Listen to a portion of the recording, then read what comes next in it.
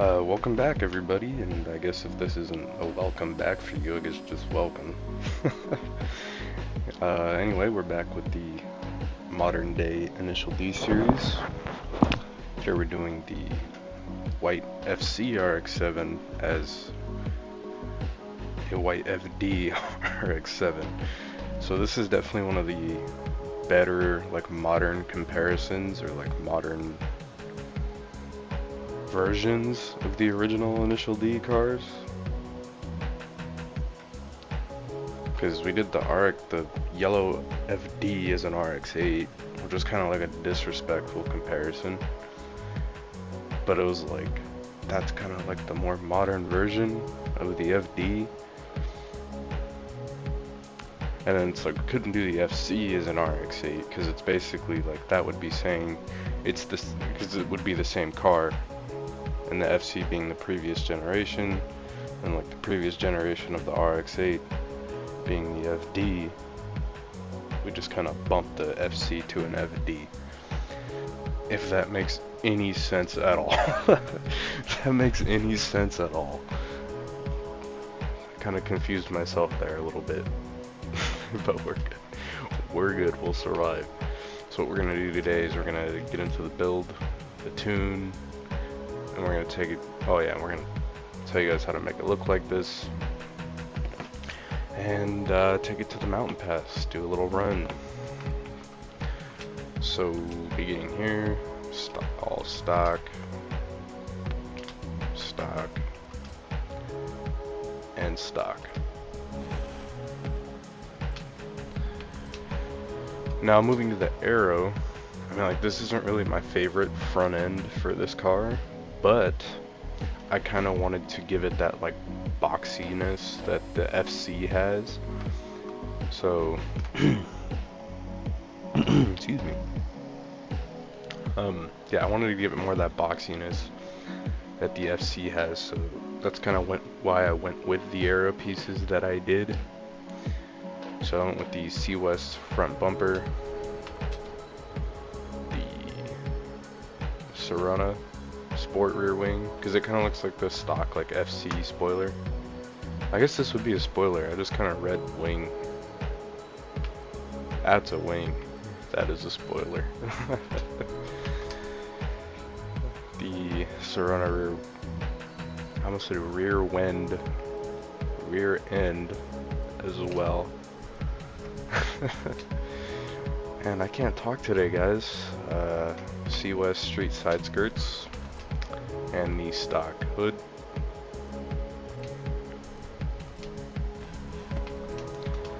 Moving on now, we have the semi-slick race tire compound, max tire width in the front, max tire width in the rear, max track width in the rear, then the second upgraded track width in the rear. The rim size, we're just going to leave that stock. Moving on to the actual wheels, you want to go to the multi-piece rim style, and they are the Rotiform WGRMs. So with the wheels, a lot of them that I put on the original like Initial D cars, they look like a little bit dated on some of the newer cars. So I kind of went with something similar, like same amount of spokes, similar styling, that also looked a little more modern than a lot of those 90s era like style wheels. Which reminds me, if you want to see the original like set list, because I did all of the original Initial D cars as well, I did that like 2 years ago. Those videos, the link to that playlist will be in the description. This car will also be in that playlist.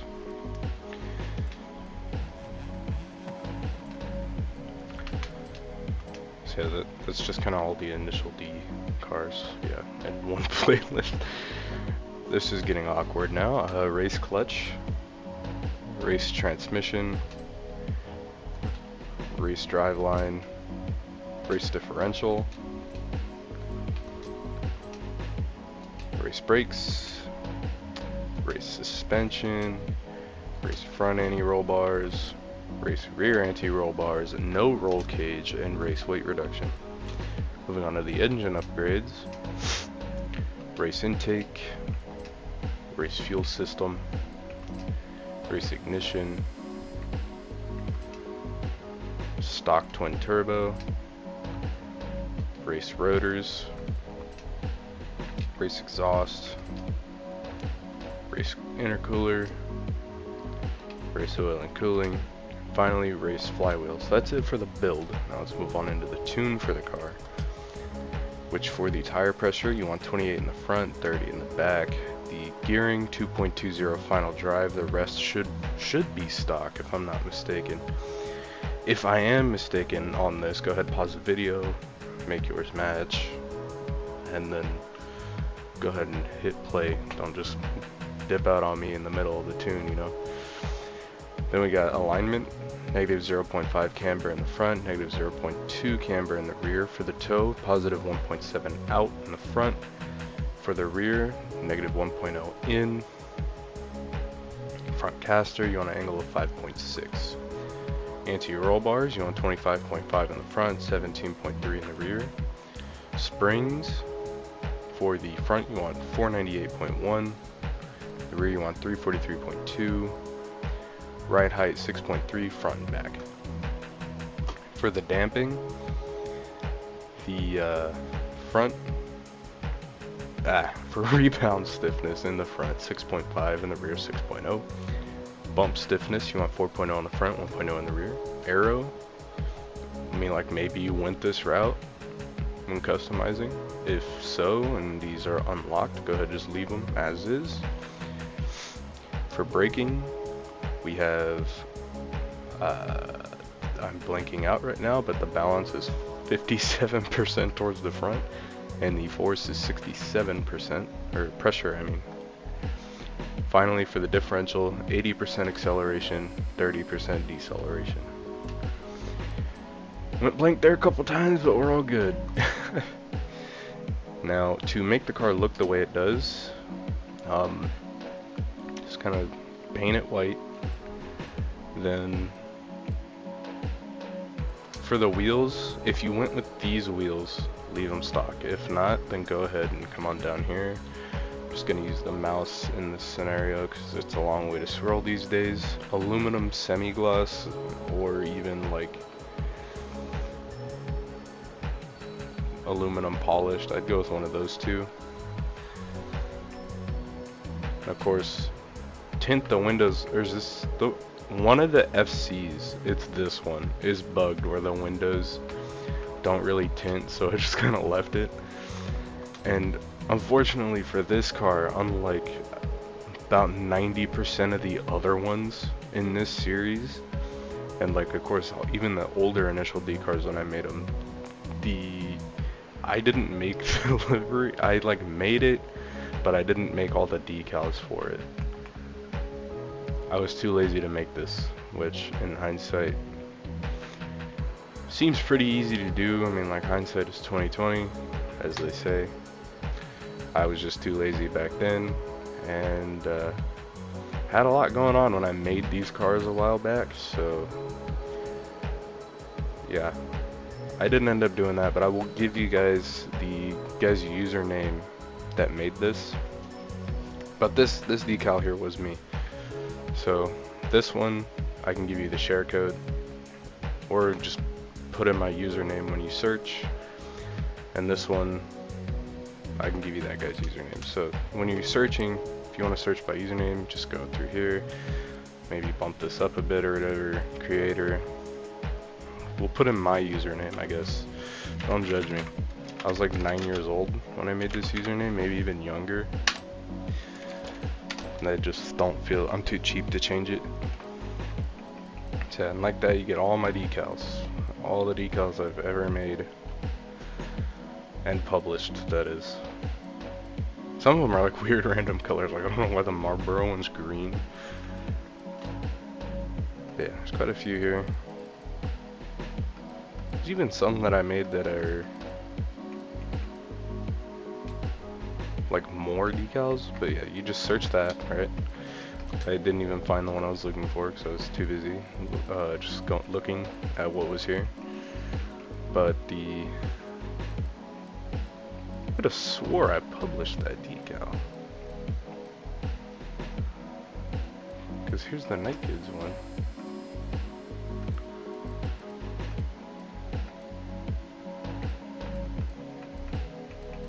I don't know. Search it if you guys find it. Okay, cool. Could have swore that I published that. Just search my username. Hopefully it's there. And then this decal here, if I go to the vinyl group, when searching, instead of my username, just put in this guy's username right here. Gets you the door decals. He made the left and right. So what you want to do, downsize it to 21, fit it like centered up on the door, and then the Red Suns logo gets kind of centered over that rear wheel. Pretty much plain and simple. You do that on both sides of the car.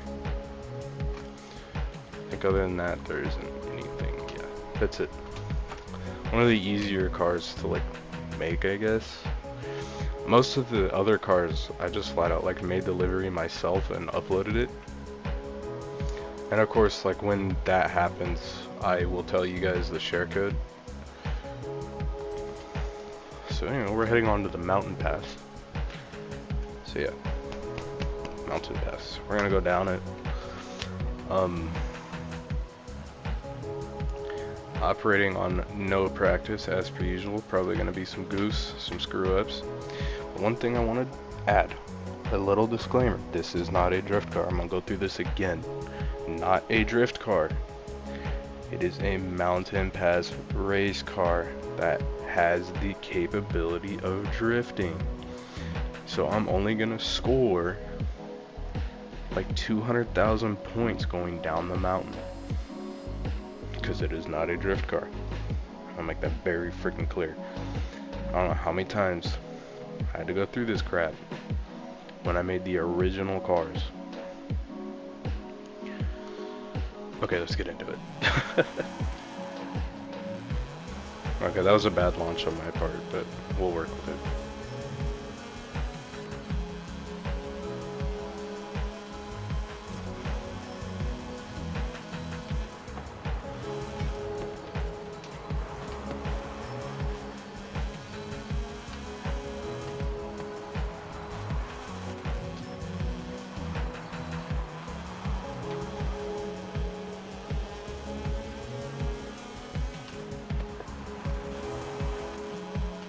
Okay, that's also my bad. I probably could have took that corner a little faster, but I downshifted when I didn't need to.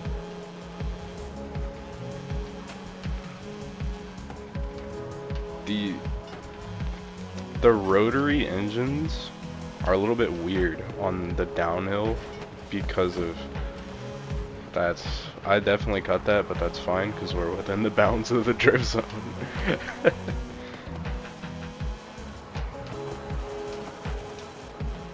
Yeah, it gets weird driving. I gotta get used to this again. The rotary engines, the shift points are different. Like, not like a little different either. They're like a lot different. Like 10,000 RPM is where most cars are like 7,500 to 8. It gets a little bit weird. Like that back there was not the first time I did like a weird downshift, probably not the last either. I will probably do it again.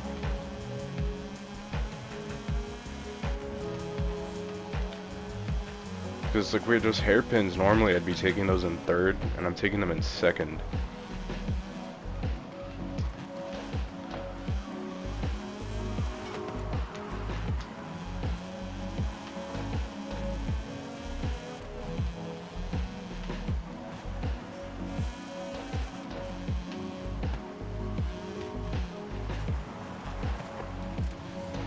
Okay, this is just a downright poor performance on my part.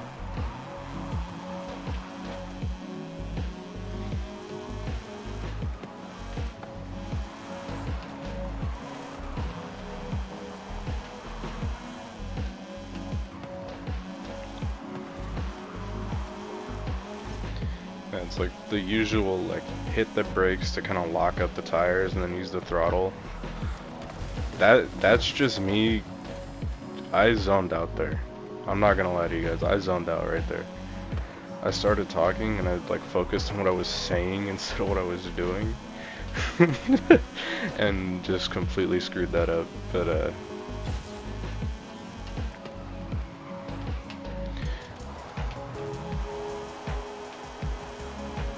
hate that hairpin. I hate it.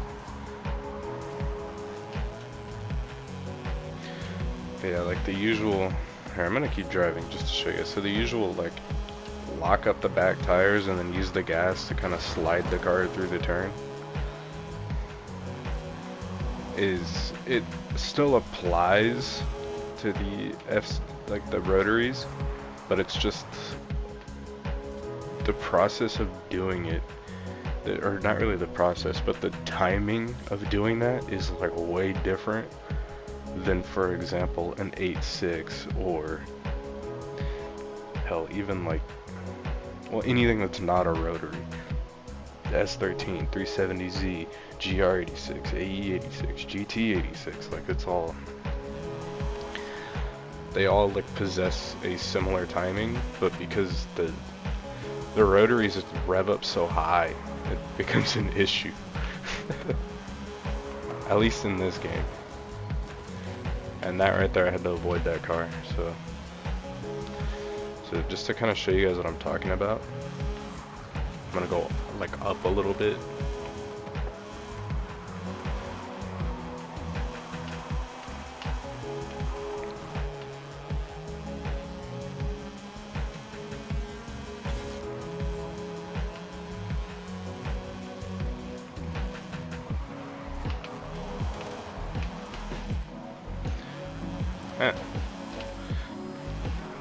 I like this car going up better than I do going down.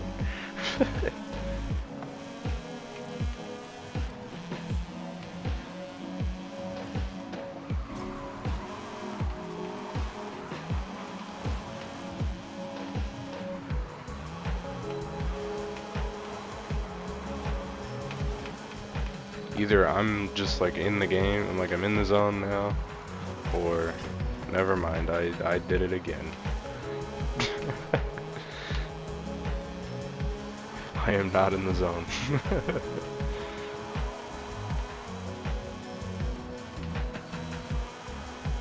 But hopefully that little like uphill segment before I screwed up and did that, you guys are able to kind of like catch a glimpse of how the car drives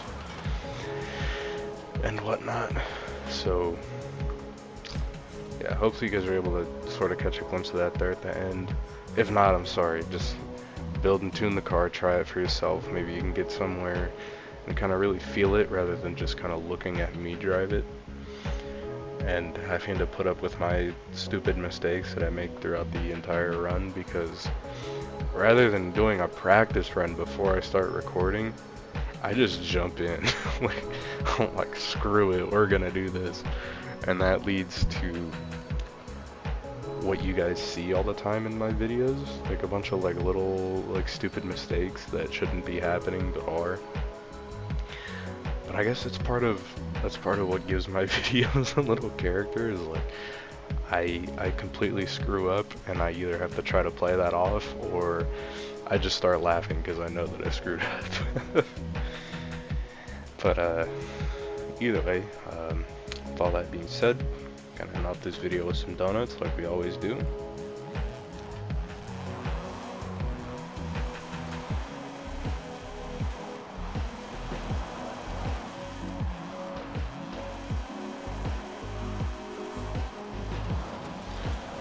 This road is kind of narrow, so we're gonna do them in the dirt. Yep, and I guess with all that being said and done, I want to thank you guys for watching. Hope to see you in the next one, and that is all from me today.